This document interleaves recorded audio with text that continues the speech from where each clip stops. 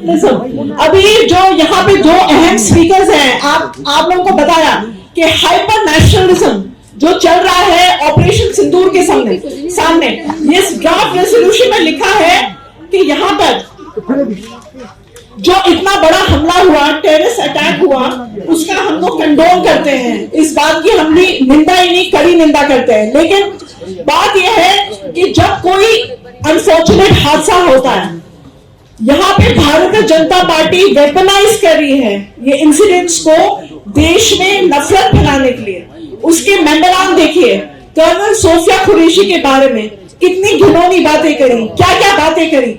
लेकिन यहाँ पे भारतीय जनता पार्टी के कोई मेंबरान कुछ भी अनशंड कुछ भी बोल देते हैं, उन पे तो गिरफ्तारी नहीं होती। लेकिन गिरफ्तारी किस पे हो रही है?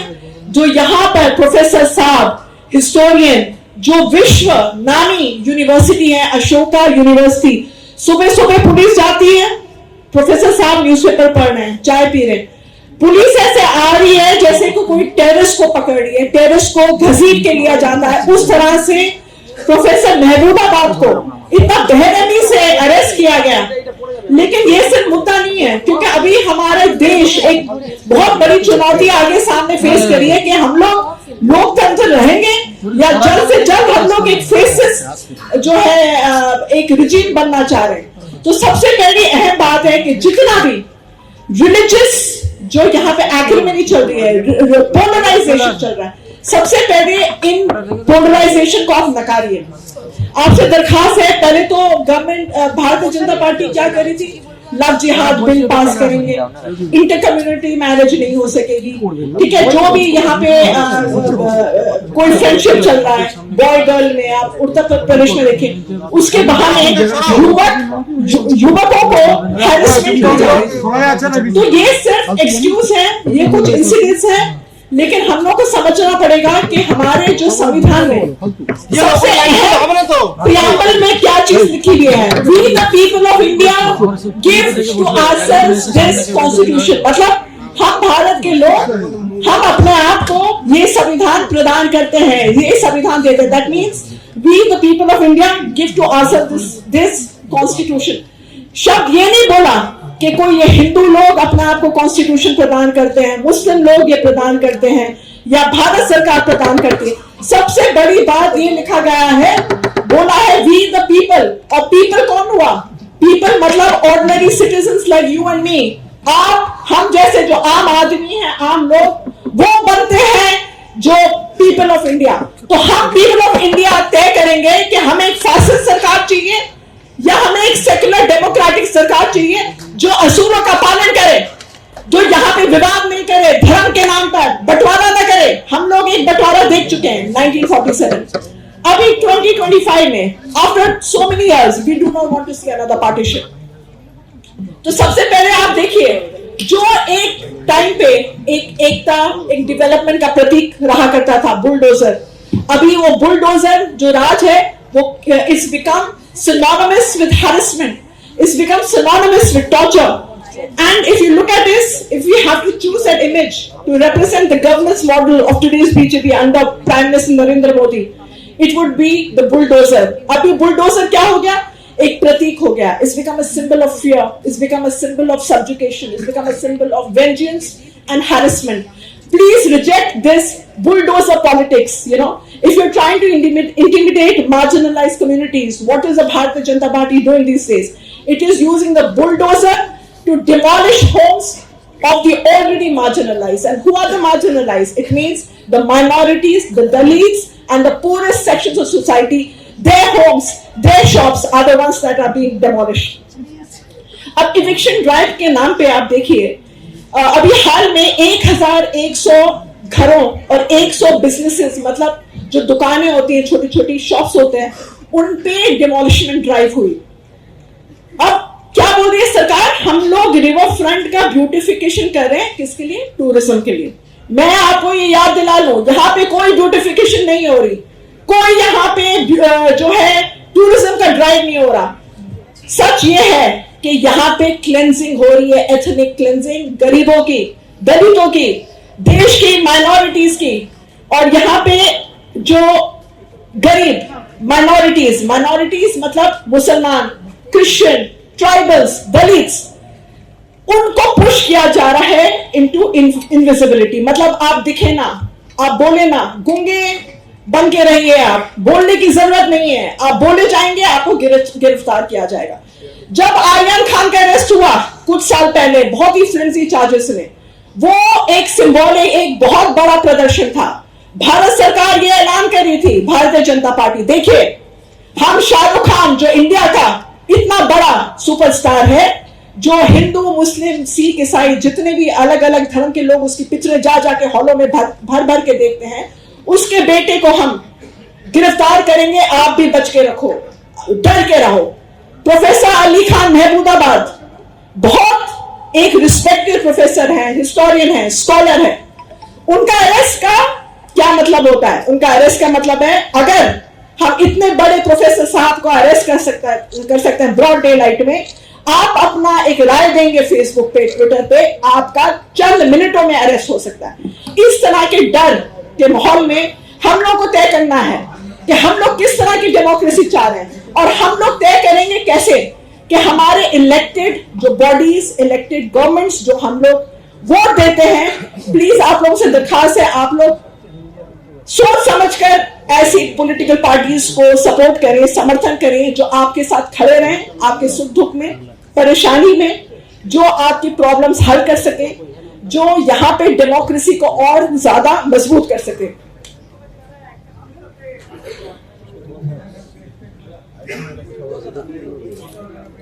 यहां पे आप देखिए ये पूरी की पूरी स्टेट मशीनरी लगी हुई है ऑपोजिशन लीडर्स को अटैक करने में। जनरल इलेक्शन से पहले दिल्ली के चीफ मिनिस्टर साहब को अरेस्ट किया हुआ। ये दुनिया की डेमोक्रेसी में कभी ऐसा नहीं हुआ कि अरविंद केजरीवाल साहब एक कॉन्स्टिट्यूशनल अथॉरिटी बिना कोई कन्विक्शन के अरेस्ट हो जाते हैं चंद महीनों के इलेक्शंस में। क्या ऐलान हो रहा है कि ऑपोजिशन कुछ नहीं है, हम एक one state one election one party rule बनाना चाहते हैं हिंदुस्तान में। It's a very important pertinent message being driven out to the citizen of India that they do not like the opposition. They say we are a democratic country, but they do not believe in the principles of democracy. It means the voices of dissenters, voices of scholars, voices of professors, voices of students will also be stifled. आप देख लीजिए attack इतने सालों में, कभी JNU में attack हो रहा है, कभी जादवपुर यूनिवर्सिटी में अटैक हो रहा है, एएमयू में अटैक हो रहा है, दिल्ली यूनिवर्सिटी में आ रहा है। रात के अंधेरे में लोग आते हैं, अटैक करते हैं लाइब्रेरी को, यूनिवर्सिटी को, और यहां पे जो इतने स्टूडेंट्स हैं, they are bearing the brunt. वो लोग चोट खाते हैं, मार खाते हैं, लाठियां खाते हैं। किस लिए? Because they believe in the idea of democracy.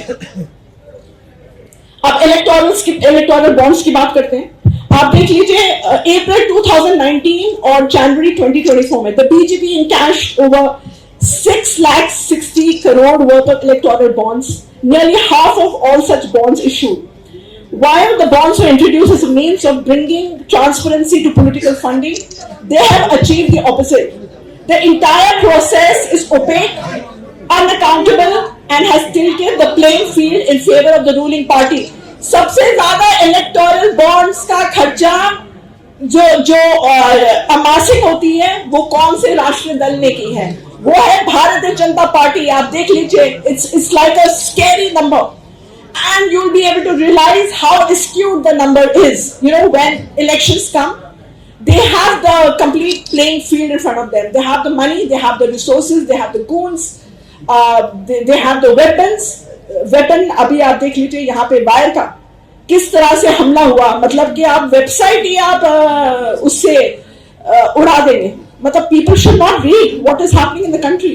People should see only these far right channels, propaganda channels, and get brainwashed. They don't want to hear or read alternate press at all. Palestine की बात करते हैं। आप तो देख रहे हैं कि सबसे बड़ा विश्व में यहाँ पे एक जेनोसाइड चल रहा है, ठीक है।